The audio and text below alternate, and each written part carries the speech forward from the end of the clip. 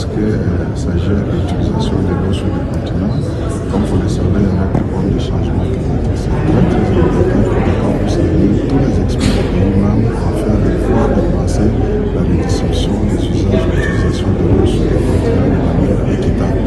Évidemment, tout ça, ça doit se faire dans les grands bassins, comme nous avons plusieurs sous-bassins, tout en se basant sur un processus qui s'appelle les compromis entre les pays membres.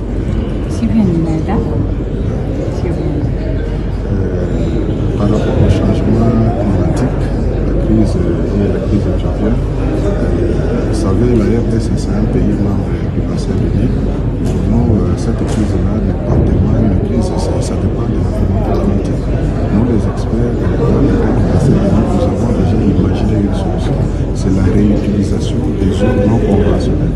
Il faut faire l'ajout d'eau, les eaux de pluie, les eaux non conventionnelles. Il faut savoir les gérer, apporter un additif. Le conflit sera absolument terminé. Parce que l'Égypte a besoin de l'eau, l'Éthiopie a besoin de l'électricité pour le voyage. Mais le problème, ce n'est pas l'électricité. Le problème, c'est la quantité d'eau. Or, pour pallier à ce problème, il faut réutiliser les eaux de pluie qui sont très abondantes dans la zone équatoriale du bassin de l'île pour les eaux qui s'appellent. C'est vraiment, ça va demander des fonds, mais je vous pose une question. Qu'est-ce que vous choisissez? Est-ce que dépenser des fonds pour résoudre définitivement un problème ou alors garder les fonds et continuer à créer un problème? Donc je pense que la solution, c'est de faire le recours à l'utilisation des eaux de pluie qui sont gaspillées dans la zone équatoriale du bassin de l'île et résoudre ce problème dans le barrage de la distance.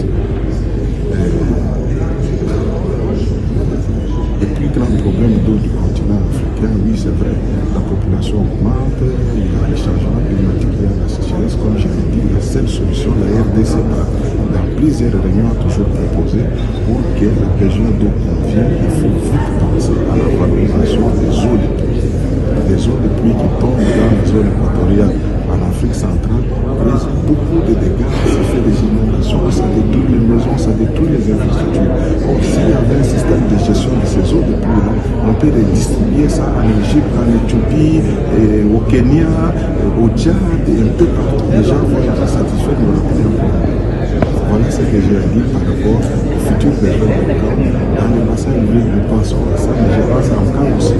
Dans le bassin de l'île, et tous ceux qui sont impliqués dans la gestion de l'eau soient ensemble pour résoudre définitivement ces problèmes. Merci.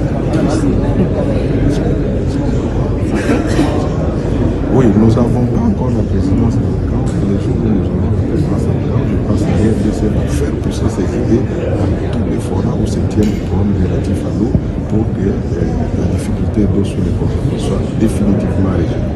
Et ça, c'est faisable. Nous avons